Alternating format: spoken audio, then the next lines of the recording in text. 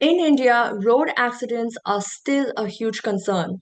According to government data, just in the first half of 2025, over 26,000 people lost their lives on national highways.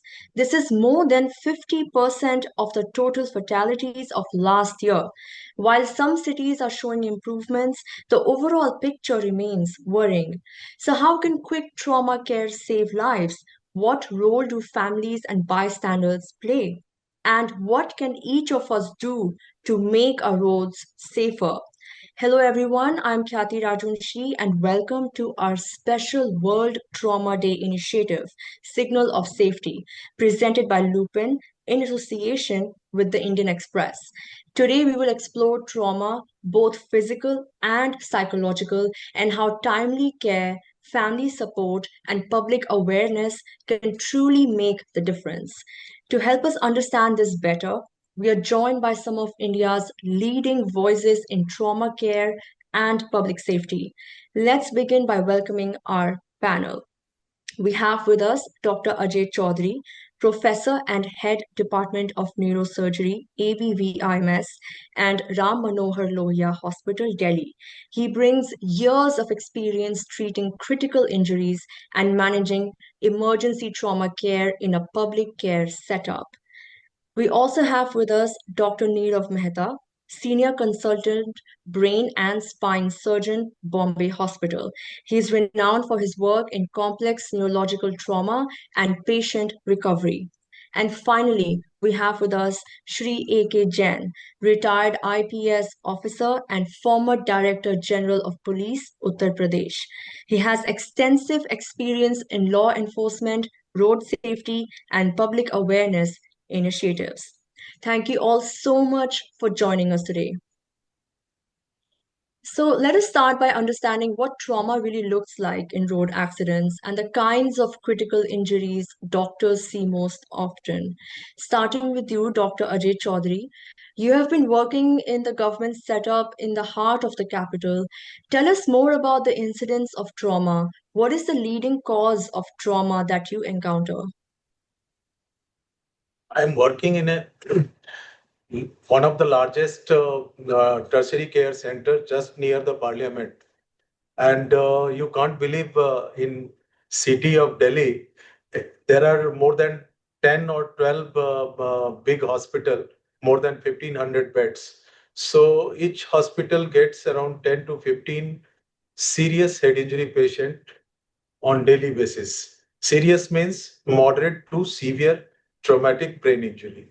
That means the patient who is unconscious at the time of admission, they are normally getting admission because we can't admit all the traumatic brain injury, which is either mild and they are conscious. So it is a serious public health problem. The major cause is road traffic accident and followed by fall from height, especially in children, and then assaults, sports injury, and these are. But the major cause of traumatic brain injury or traumatic spine is road traffic accident, and most of the patients are younger patient. So we are overburdened with trauma patient, and many a times the most important time for managing these patients are golden hour. Golden hour means the uh, time taken from trauma to reaching to the hospital. And if it is more than 5 to 6 hours, then maybe there is serious damage to brain has already occurred. So golden hour is very important in managing these patients. Of course, we will get to it later on about how important golden hour is and more details about it.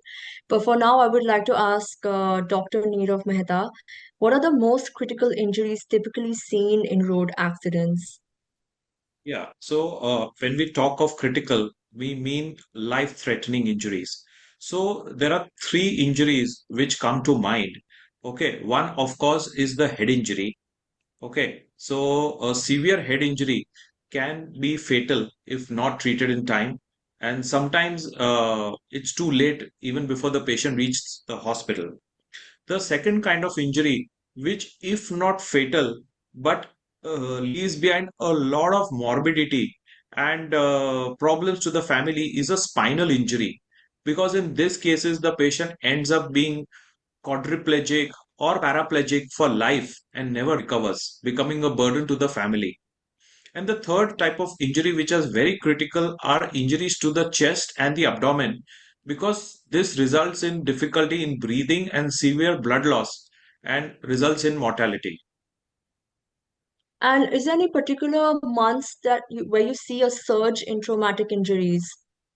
Traumatic injuries and road traffic accidents is an epidemic which is going on year long, But yes, we do see that in the monsoon, uh, a lot of times because of skidding and potholes and low visibility, injuries do tend to increase.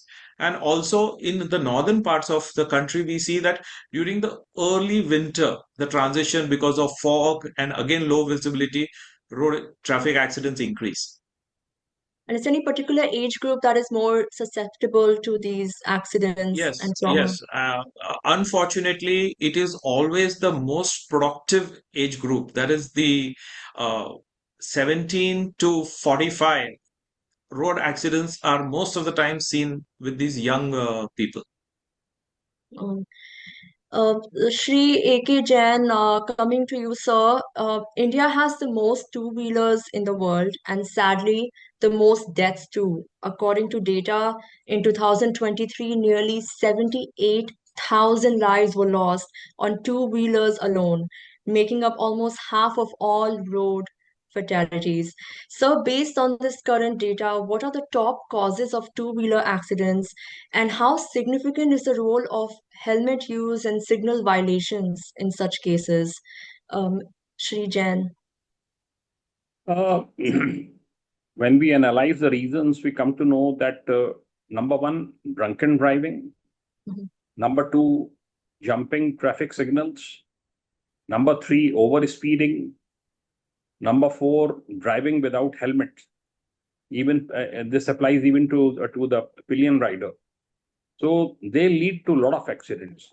And if a person avoids all these, if a rider is cautious and he avoids these circumstances, I think road accidents will be lesser and fatalities will be lesser. Today only I was reading in NCRB that 1,217 lives are lost daily because of accidents.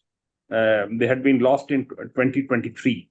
It's a huge number. It's the biggest, is the highest killer in the country. Moving to the part which is very crucial, which is the golden hour, is the first crucial moments that where immediate response is needed and it can mean the difference between life and death, as Dr. Chaudhary mentioned. Dr. Mehta, starting with you, what is the role of the golden hour in trauma survival and how do hospitals prepare for it? See, the golden hour or the first 60 minutes after the accident is the make or break, which decides about the survival as well as the long-term outcome of patients of head injury. Okay, so what is required is that as soon as the accident happens, patients require three things. They require rapid assessment of the type of injury and of the nature of injury. They require rapid stabilization. Okay, and they require rapid intervention. It is these three things which will decide whether, you know, the patient successfully comes out of it, survives, and what is the long-term outcome. Okay, and this is most of the times the make or break, the delay in patient reaching the hospital, the delay in the treatment starting. So, if we come to it, even before reaching the hospital, we need to understand how do we prepare for it at the site of injury. Okay, so what we require is equipped ambulances. These ambulances need to be equipped with qualified personnel who can, at the site of injury, first assess, stabilize the patient. So we need to understand that whenever there is an injury, there are two components. One is the impact which happens at the time of injury, and one is the secondary insult. So, like for example, if a patient gets a head injury and becomes unconscious, that is the primary insult. But once he becomes unconscious, he may not be able to breathe properly. And because of not breathing properly, the oxygen not reaching the brain results in a secondary injury. And sometimes the primary injury is correctable, but the secondary injury doesn't have a cure or a treatment. In the same way, if a patient gets injury to the abdomen or there is bleeding, because of blood loss with the blood pressure dropping, most of the other organs suffer a secondary damage. So, if we can stabilize the patient at the site, start IV fluids, start blood correction, that will prevent a secondary injury and improve the outcome. So, this is what we need to do. Most of the tertiary centers, the bigger hospitals, are fully equipped to handle such kinds of patient, but it is the ground level, the ambulances that need to be better equipped. But what do hospitals do in preparation in the hospital? So meanwhile In while the hospitals, ambulances, yeah. yeah, so there needs to be a good communication between the ambulance and the hospital. The ambulances need to direct such patients to a good tertiary center which is closest to the from the place of accident. The hospital needs to be intimated in time about what type of accident they are expecting, what is the kind of injury. Okay, most of the times the casualties are well prepared. They have a ventilator on standby where a patient, if required, can be intubated. Okay, they have a sonography machine where a rapid sonography can be done. A CT scan is usually closely attached to the casualty where a CT can be done.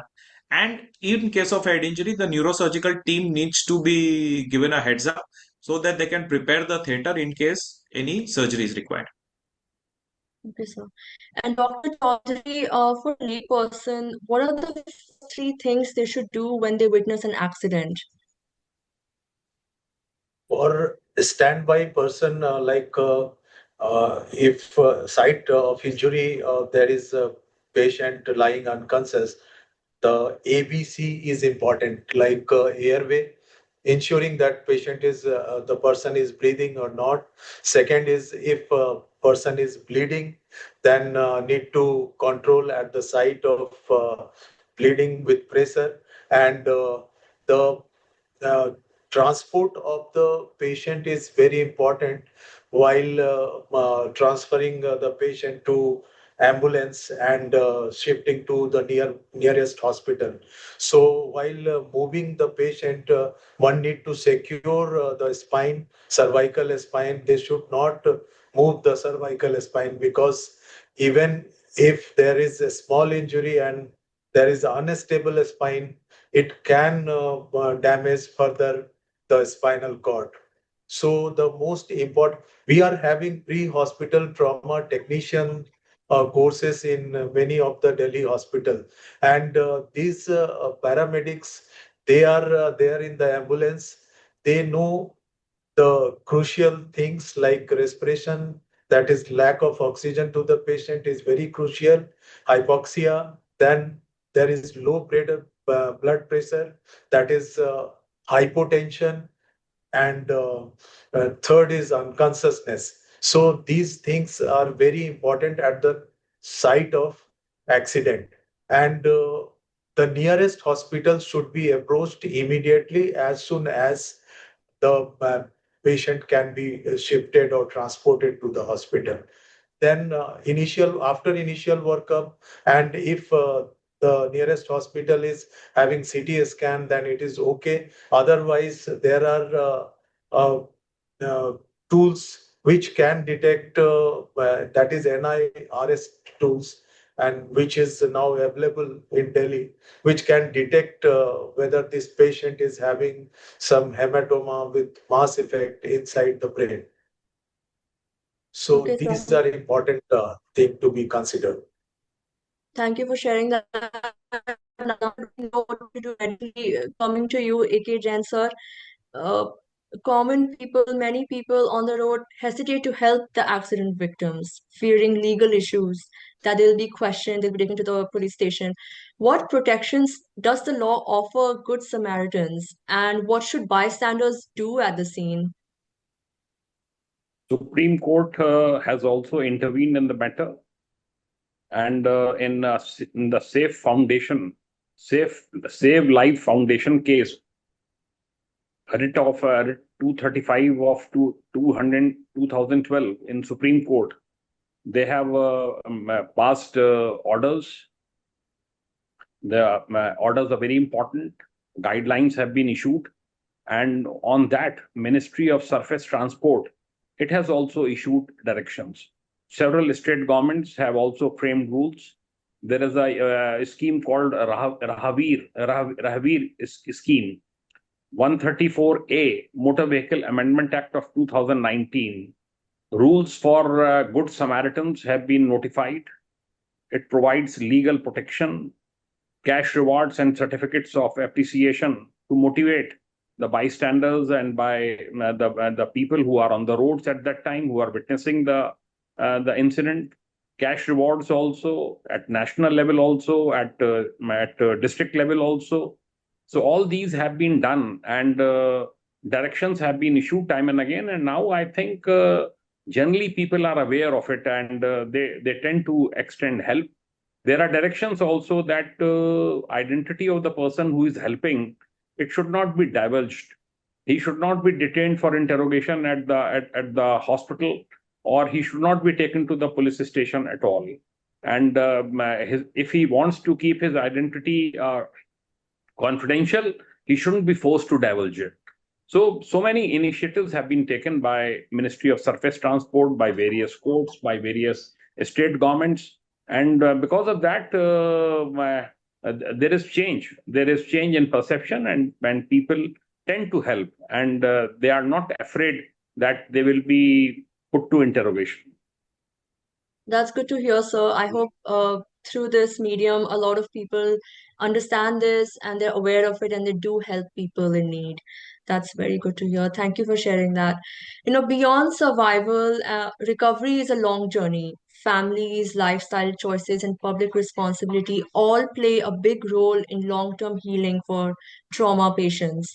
So, Dr. Chaudhary, what medical advancements have improved trauma outcomes in the last 5 years? Can you please share some? The best part of trauma is it is absolutely preventable.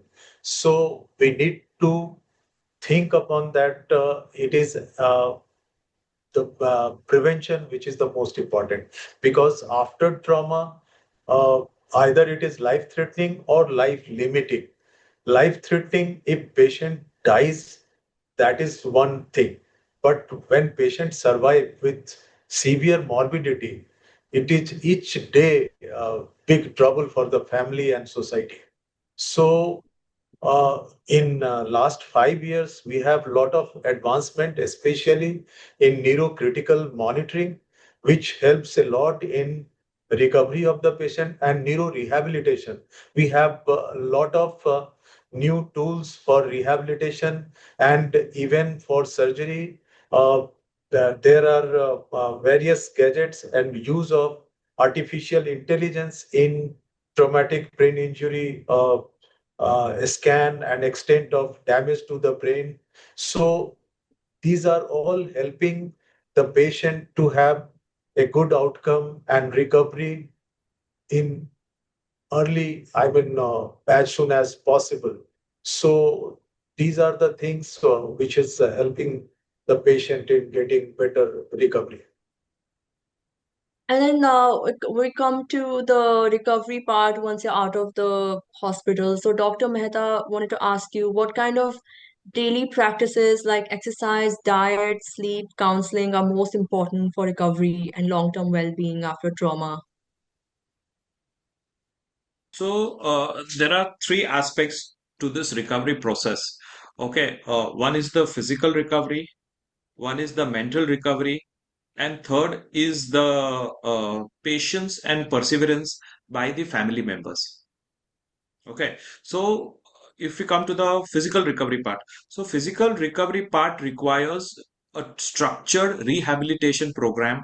Okay, patients need to have a good diet, a high protein diet. They need to exercise, and it should be a structured rehab program where they are taught what kind of exercise to do and how to strengthen the muscles, how to overcome the deficit.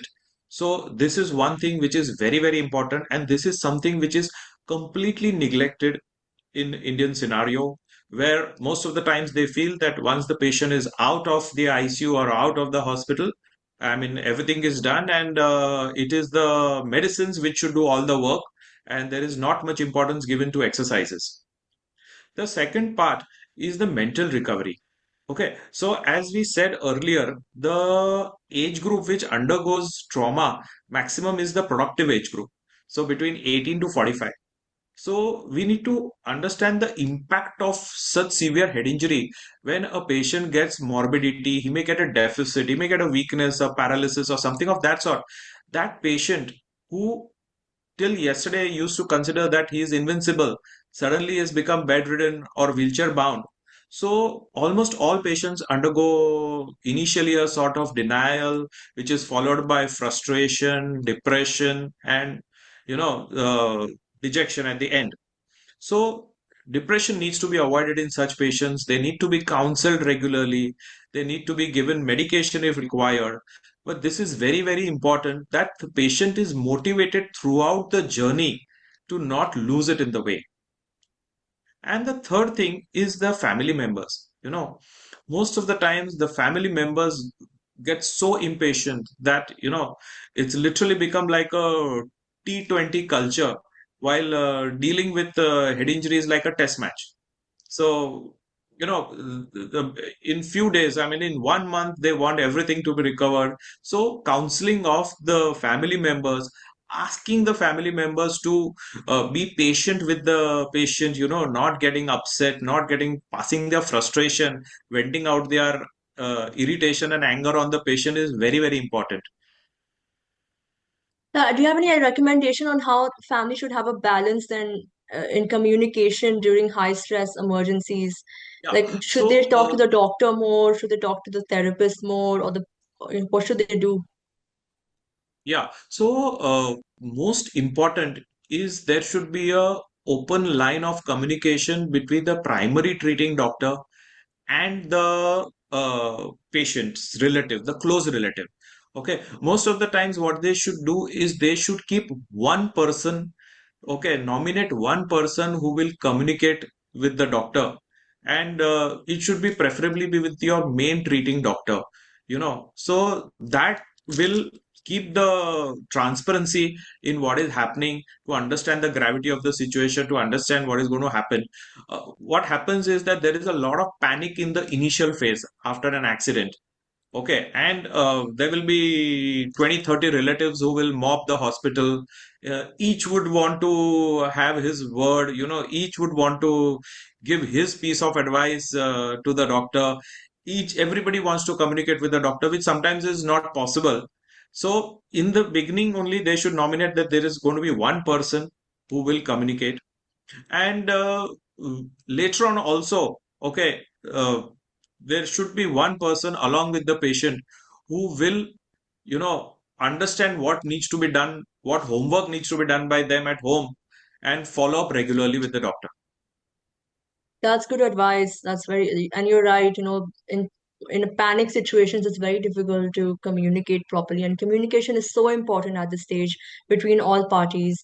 Coming to some data in 2022, India saw 47,806 hit and run accidents, leading to over 50,000 deaths, almost six lives lost every hour, highlighting how deadly hit and run cases have become.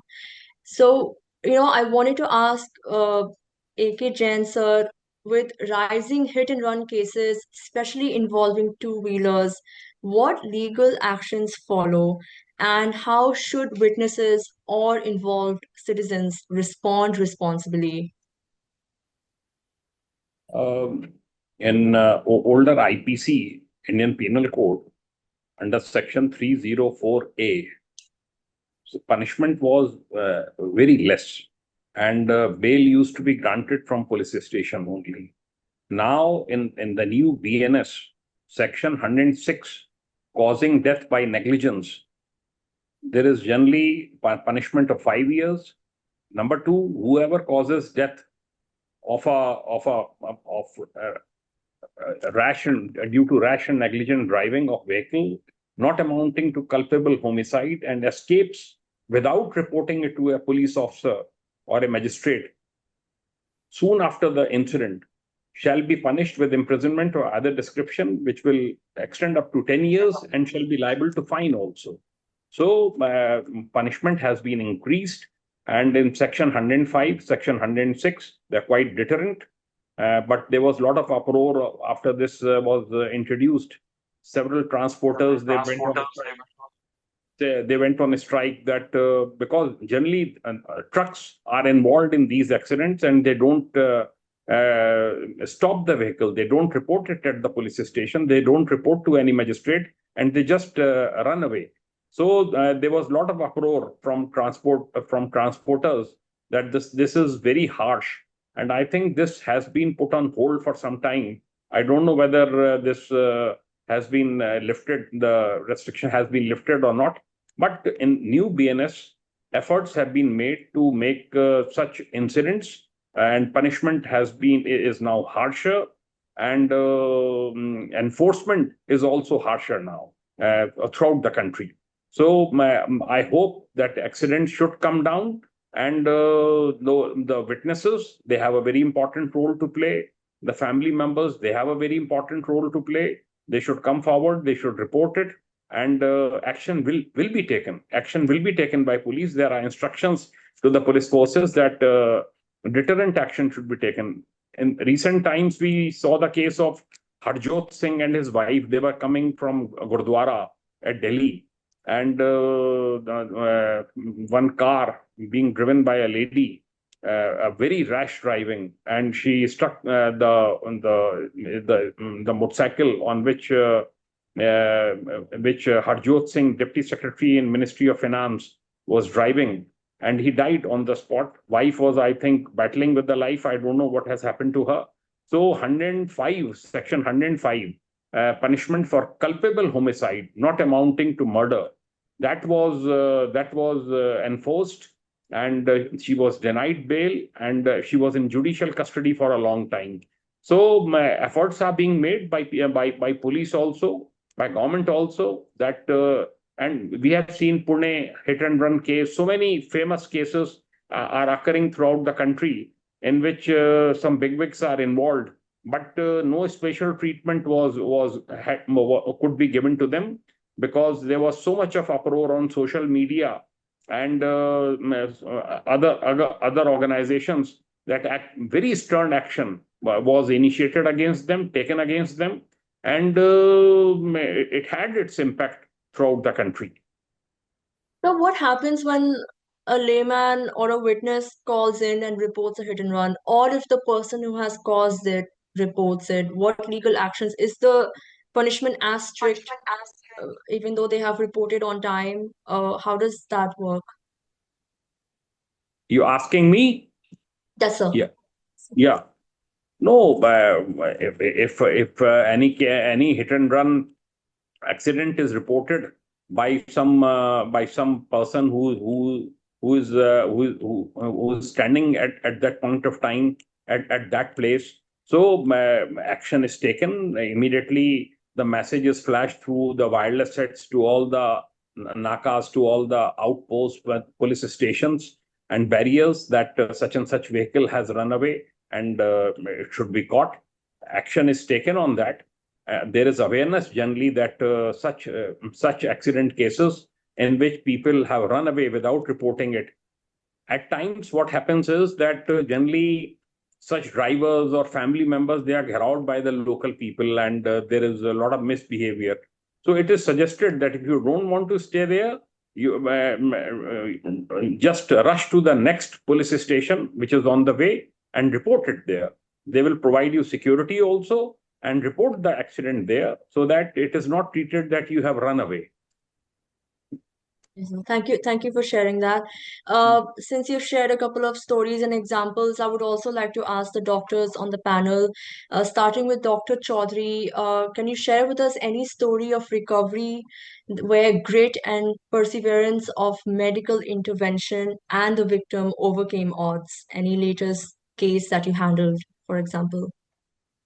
Yes, there are many stories, but I think through your platform, I need to give message to the people that you need to understand the brain injury because after there is damage of the brain, the recovery process is through plasticity, brain plasticity.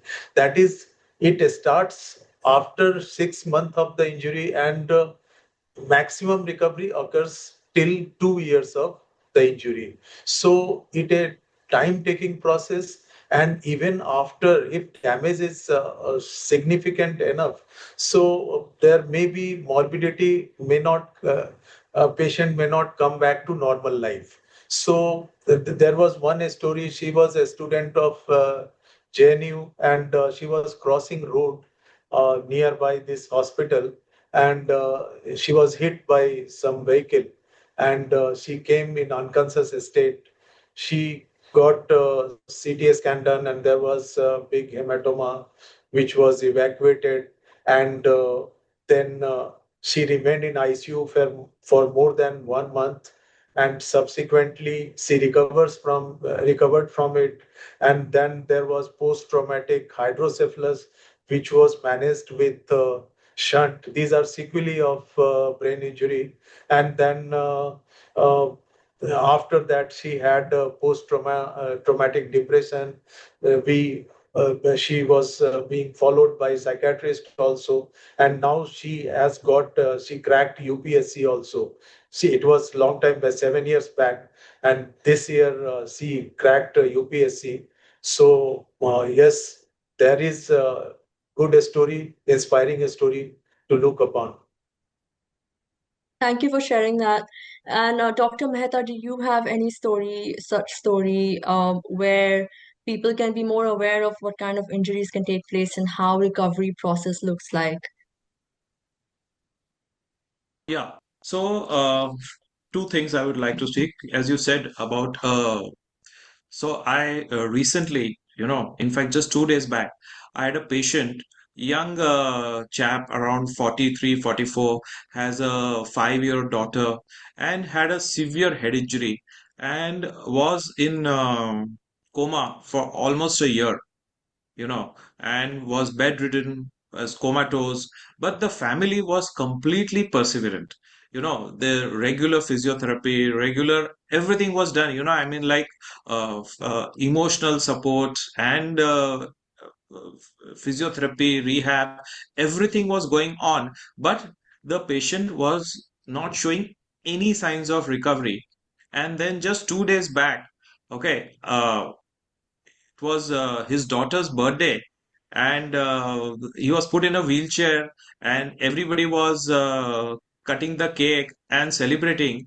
And they just turned around and then saw that that fellow, after a year, he put his hand up and was clapping happy birthday with rest of the family. And you should have seen, I mean, immediately next day, the whole family rushed to my clinic to show me the video that after 1 year of hard work, we are getting the results. And that makes it all worthwhile, you know. And the message for the people that I would like to give is one, please drive responsibly, follow the traffic rules, follow the speed limit, don't drink and drive. All the occupants of a two-wheeler should wear a helmet. This helmet rule is for your safety and it doesn't benefit the government in any way. It is absolutely in the interest. I mean, I find it sometimes that how people can, just the driver wearing the helmet while the pillion rider is not wearing a helmet. How does it serve the purpose? Similarly, I have seen seat belts saving lives. So all the occupants of a car must wear a seatbelt. The biggest distraction nowadays, what we are seeing is the mobile phones. That while driving, People tend to go on WhatsApp, people tend to do this distraction of a split second can, if not you, kill someone on the road. So please switch off the mobile phones while driving. And last, I would like to tell you a small story which I had heard on the internet. It was about Japan, and a story of an Indian who was traveling with a Japanese driver, and they were passing through a small village and they were at a signal, and the driver stopped. And the Indian looked around and he said, "Ki, I don't see any cars on any of the road. As far as I can see, what is the need to stop?" And the driver said, "What if a child is watching me? He will learn the wrong thing." So, if not for yourself, for your children, follow the traffic rules because children are learning from what they are seeing. You are their heroes. They imbibe everything from you. So, please follow traffic rules so that your children follow the same. Thank you. That's such a lovely story. Thank you for sharing that. And you're right, we have to set examples for the next generation of road safety behavior. I uh, agree with that 100%. Thank you so much. Before we wrap up, Dr. Chaudhary and Jen sir, it would be great if you could share what message you would like to share through this medium to the viewers who are watching us today. So starting with you, Dr. Chaudhary. We started this year in the month of March. We have Brain Injury Awareness Day, that is 20th March. So, along with All India Institute of Medical Science, we initiated a campaign for Safe Balcony, Safe Child. And it is the childhood which we want to target because children are more sensitive and more receptive to knowing things and helping in improving the awareness about brain injury. So we started this, and we have in there is Rajendra Nagar area in our nearby hospital, nearby to this hospital, and there was a child. He fell down from balcony on the Diwali evening, and he had a severe injury, and even after surgery and all process of recovery, he is having one-sided weakness and he limps a lot. So that is very important. We should have a safe lifestyle, safe living surrounding. And what Dr. Nirav Mehta told, the helmet is required more for pillion rider. It is pillion rider who get the injury most of the time. So helmet is not only for driver, it is for pillion rider also, and must have safe living. And because head injury is the prevention is most important than treatment. Thank you. Thank you, sir. Thank you so much. Jan, sir, would you like to share one last message to the viewers? Traffic rules should be followed by everybody. As Dr. Nirav Mehta said rightly, people are talking on mobile phones. They are doing rash driving. All Indians, I always find they are in a hurry. And they're always in a hurry. They want to jump traffic signal. They want to do very, very rash driving on roads. They at times they are drunk. You will be surprised to know that the regular drivers, they put the helpers in on the trucks in the night, and they go off to sleep, truck drivers. And those helpers who don't have driving license also, they are driving trucks at very high speed. All these things, they cause accidents, severe accidents. People are traveling in rural areas. People are traveling in dozens in trolleys, on tractor trolleys. And trolley at time, if a driver is not very experienced, expert driver, trolley at time tend to overturn, causing deaths of number of people. So all these things should be avoided. They are in a hurry to cross railway crossing, and They try to cross it even when they know the train is coming. It also causes a lot of accidents throughout the country. So one has to follow the traffic rules, and if people will follow traffic rules, if they will not indulge in rash driving, if they will not drive when they are drunk, so numbers can be reduced like anything. Daily we read such accidents because of very very rash driving in Uttarakhand, hill areas, hill stretches.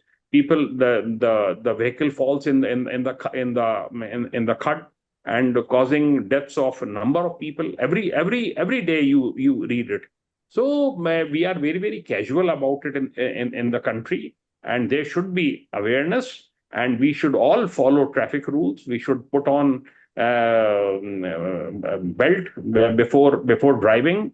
All these things should be introduced, and there should be challans for that.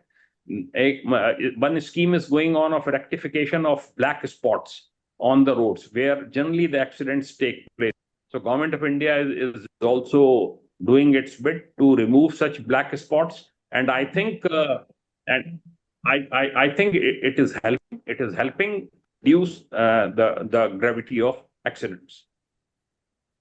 Rightly so, sir. Thank you so much for sharing that. And as we close today's discussion on signal of safety, one thing is clear: timely trauma care, quick response, and public awareness truly save lives.